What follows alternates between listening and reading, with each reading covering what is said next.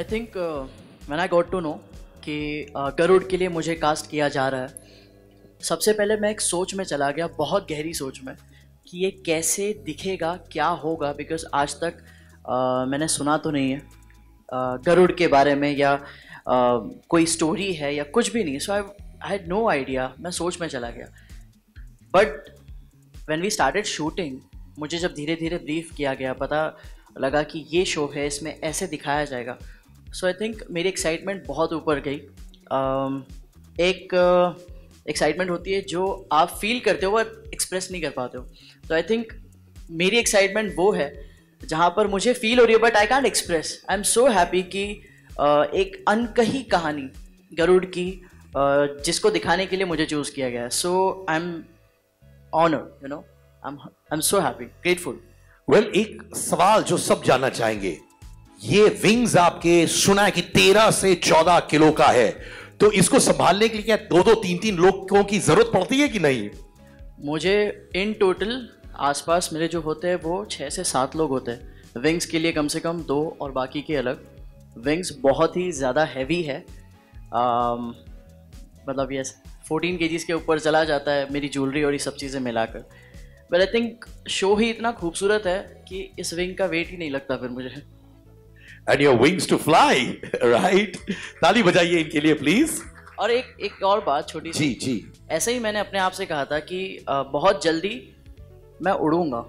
जब बीच में लॉकडाउन हुआ था, बहुत सारी चीज़ें, सो ये चीज़ें मैंने अपने आप से कही थी और किसी को भी कही थी कि बहुत जल्दी मैं उड़ूंगा। So you know, perfect show perfect line पर मुझे मिला है और ऑनेस्टली मैं उड़ रहा हूँ। सो मैं हैप्पी। और भी उड़ोगे जब ऑडियंस देखेगी ये शो को, आसमान को आप छुएंगे, और इसको कहते हैं मैनिफेस्टेशन इज वेल। अगला सवाल तोरल जी को। आप गरुड़ की माँ विंता का किरदार निभा रही हैं। जैसे अभी अभिमन्यु ने कुछ ही क्षणों पहले कहा था कि देखिए, मुझे तो नहीं लगता कि इतना आदर्श और आज्ञाकारी बेटा आज के ज़माने में पॉसिबल है, क्योंकि हम एज ह्यूमंस सेल्फिश कहीं ना कहीं हो ही जाते हैं, जो ये बहुत ही सेल्फलेस है। तो मुझे नहीं लगता, मैंने तो नहीं देखा गरुड़ जैसा बेटा, और मुझे आई एम हैप्पी कि मुझे ऐसा किरदार निभाने को मिल रहा है जहाँ पे मैं एक आदर्श बेटे की माँ हूँ। Alright, the Nag brothers. जी हाँ, अंकित एंड अंगद उर्फ कालिया एंड तक्षक, आप फियर्स नाग्स प्ले करते हो। ये इवल कैरेक्टर्स प्ले करना आसान होता है, और ये इवल कैरेक्टर्स को एक्चुअली प्ले करने के लिए इंस्पिरेशन कहां से आता है, and how do you approach it? Angad, आपसे शुरू करते हैं। तो बहुत ही डिफिकल्ट है इविल कैरेक्टर, मेरे लिए तो बहुत डिफिकल्ट है, क्योंकि मैंने कभी मेरी फर्स्ट टाइम, पहले तो मैं माइथो कर रहा हूँ और फर्स्ट टाइम ये इविल कैरेक्टर कर रहा हूँ, जिसमें बहुत डिफिकल्ट हिंदी है प्रॉपर और कहीं ना कहीं बहुत फोर्स लगता है एक इविल उसमें आप। तो जब मैंने स्टार्ट किया शो, 2 दिन एक 2 दिन तो मुझे इतना मैं टायर्ड था कि मतलब हो क्या रहा है, क्यों टायर्ड हूँ मैं इतना। तो पता चला मुझे कि ये जो पूरा दिन वो एकदम ये ऐसे खड़े रहना, यू नो, एंड पूरा आपका पूरा फोर्स लगता है जो। तो इविल करना, बोलना बहुत इजी है, बट करना it's so difficult. Well, Ankit, it was not that difficult for me. मैं बहुत इविल कैरेक्टर्स कर चुका हूँ, तो बट नॉट नाग और एनीथिंग। मैंने कभी माइथो नहीं किया। माई मेन मोटिव, यानी मैं last year I was already talking for the show and stuff, तो मैं I started prepping for the show, क्योंकि मैं बहुत एक्साइटेड था, because I wanted to do something which is different, जो किसी ने नहीं सुना है। So I shredded my weight from 92 to 80 to prep for this role and everything. And when I saw Prashant sir यहाँ पे होंगे, प्रशांत सर ने टीजर डाला, and I was like, I have to do this show. So that is like, I guess, and doing an evil character, ये सब आपके दिमाग में इविल है, ये मैं तो ऐसे जीता ही हूँ। So you should not think it's evil और anything, this is the way I live. So what's wrong in that? मेरे लिए इविल होगा, किसी और के लिए शायद पॉजिटिव होगा। So for my point of view it's positive. I am working, I am obliging my mother, my brother, I am working hard for them. So मेरा मोटिव है, I am not evil, I am very good. देखिए, इन्होंने clarify कर दिया, no evilness कुछ नहीं है, right? Evilness नहीं है, I am doing all right. Power के लिए सब कुछ करता है इंसान यार, इसको कहते हैं असल स्वैग। ओके, पारुल जी, नागों की महारानी, जी हाँ, मदर टू 1000 स्नेक्स, कैरेक्टर के बारे में बताइए। First, thank you so much Soni sir, मुझे इतनी अच्छी अपॉर्चुनिटी देने के लिए। Thank you so much sir.